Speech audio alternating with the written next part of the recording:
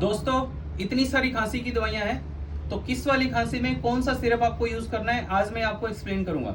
ऐसे नहीं है कि खांसी हो रही है और आप कोई भी केमिस्ट शॉप पे जाते हैं और कफ सिरप दे दो भैया और कफ सिरप यूज करने लग जाते हैं। देखिए, पहले दो जो कफ सिरप है ये बेसिकली ड्राई कफ के लिए है। इसके अंदर पहले कफ सिरप के अंदर डेक्स्ट्रोमेथोर्फेन और सीपीएम क्लोरफेनिरामिन है।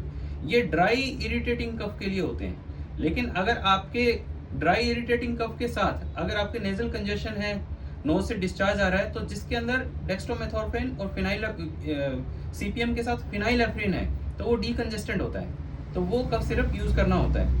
वेट कफ के लिए कफ सिरप अलग होते हैं, जिसके अंदर ब्रोंकोडायलेटर, लीवोसाल्ब्यूटामोल, टर्बिटोलिन वगैरह होते हैं, जो कि फंसे हुए बलगम को बाहर निकालने के अंदर हेल्पफुल होते हैं। तो वेट कफ के कफ सिरप अलग होते हैं। ड्राई कफ के कफ सिरप आपको जब यूज करने होते हैं अगर आपको इरिटेटिंग कफ है और आप कफ को सप्रेस करना चाहते हैं। लेकिन अगर वेट कफ है तो उस कफ को आपको सप्रेस नहीं करना होता, उसमें आपको बलगम को बाहर निकालना होता है। तो बिल्कुल अपोजिट एक्शन होता है। इसी तरह से कुछ कफ सप्रेसेंट लीवोट्रोपिजिन सॉल्ट के साथ आते हैं, जो अगर बहुत ज़्यादा ड्राई कफ हो रही है तो उसको सप्रेस करने के लिए यूजफुल रहते हैं। अच्छा, प्रेगनेंसी के अंदर कई लोग कफ सिरप यूज करते हैं, आयुर्वेदिक प्रिपरेशंस यूज करते हैं, बट बिना डॉक्टर की सलाह के आपको ये कफ सिरप्स यूज नहीं करने होते। हाँ, डॉक्टर की सलाह के अनुसार आपको कम डोज में ये यूज कर सकते हैं। अब बच्चों के अंदर जो कफ सिरप होते हैं वो बिल्कुल अलग होते हैं, क्योंकि इनके अंदर डोजेज बहुत कम होती है। जैसे मैं देखूं, डेक्स्ट्रोमेथोर्फेन का ये कफ सिरप बच्चों का है और ये एडल्ट का है, तो इसके अंदर 6 गुना कम डोज है। आप ऐसे नहीं कि एडल्ट वाला कफ सिरप जो है वो बच्चों के अंदर यूज कर रहे हैं। इसी तरह से अगर मैं लिवोसाल्ब्यूटामोल देखूं तो एडल्ट की बजाय इसके अंदर हाफ डोज है। तो बच्चों के कफ सिरप बिल्कुल अलग होते हैं। हर खांसी कफ सिरप से ठीक नहीं होती है।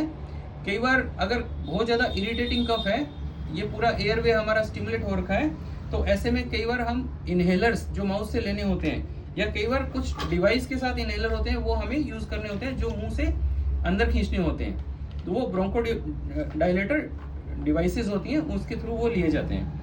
हर खांसी कफ सिरप से ठीक नहीं होती। कई बार एसिडिटी की वजह से भी कफ होती है। तो ये मैंने जो दिखाया आपको डिफरेंट टाइप के एंटासिड पीपीआईज जो होते हैं, वो कफ के अंदर ट्रीटमेंट के अंदर बहुत ज़्यादा हेल्पफुल होते हैं। तो आप ऐसे नहीं है कि आपको खांसी हो रही है और आप जो मर्जी कफ सिरप ले लें, क्योंकि कई बार कफ सिरप लेने से खांसी बढ़ सकती है, या अगर आपने ड्राई कफ के लिए वेट वाला कफ सिरप यूज़ कर लिया तो आपको बड़ी दिक्कत हो सकती है। तो आपको ओवर द काउंटर जाके केमिस्ट से कफ सिरप्स नहीं लेने चाहिए, या अगर किसी को कफ सिरप के बारे में नॉलेज नहीं है तो ऐसे ही कफ सिरप यूज़ नहीं करने चाहिए। Thank you. और ये वीडियो बिल्कुल एक एजुकेशनल वीडियो हमने बनाया है। इसमें हमें किसी भी ब्रांड को प्रमोट करा हमारा पर्पस नहीं है। आपको पता होना चाहिए, क्योंकि हमें दिखाने होते हैं, तो हमें कई बार एग्जाम्पल के तौर पे कुछ प्रोडक्ट्स दिखाने पड़ते हैं।